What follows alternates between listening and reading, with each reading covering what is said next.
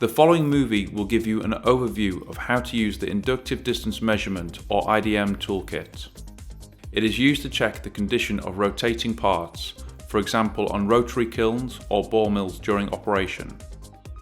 Without needing direct contact, it measures the variation in the distance of the moving metal surfaces with high accuracy and high speed. Therefore, it can be considered as a contactless dial gauge. Out of the various possible applications, this movie shows how to measure runout on girth gears. To use the tool, strictly follow the safety rules given by the respective plant and local authorities. The IDM Toolkit comes in a strong and tight transport case, which mainly includes the following items: the IDM controller, different sensors with measuring ranges from 4 to 25 mm, 2 magnetic stands with extension rods, signal cables, and in the lid, the manual as well as the software for Windows, the TomTom Tools Measurement Studio.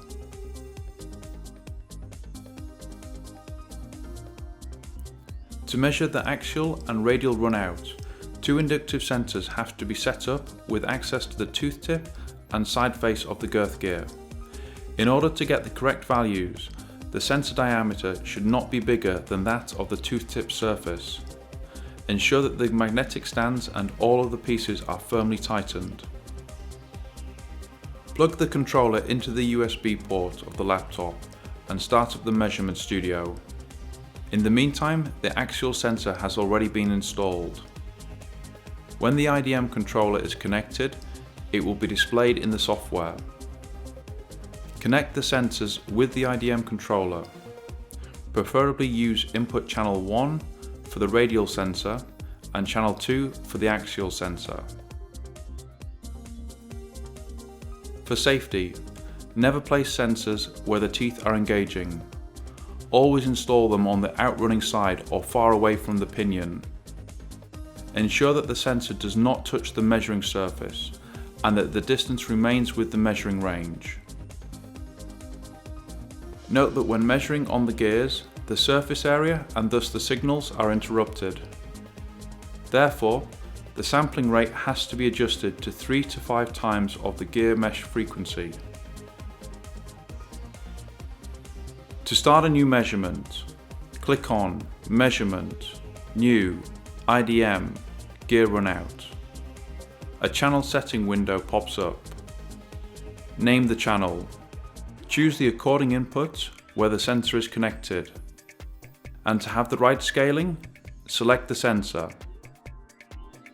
Now the graph and the value window are displayed.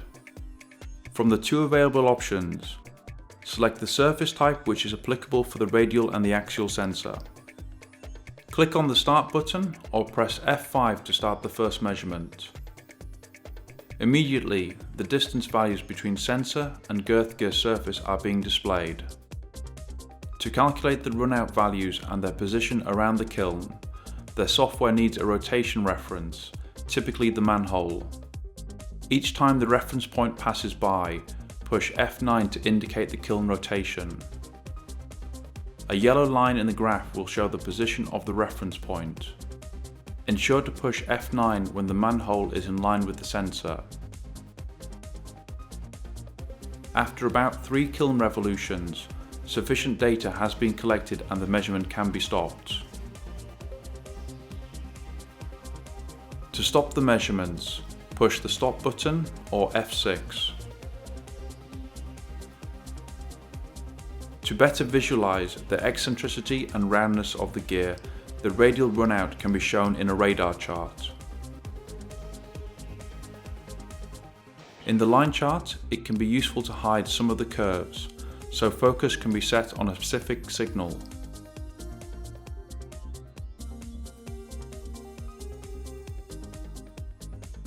Do not forget to save the file.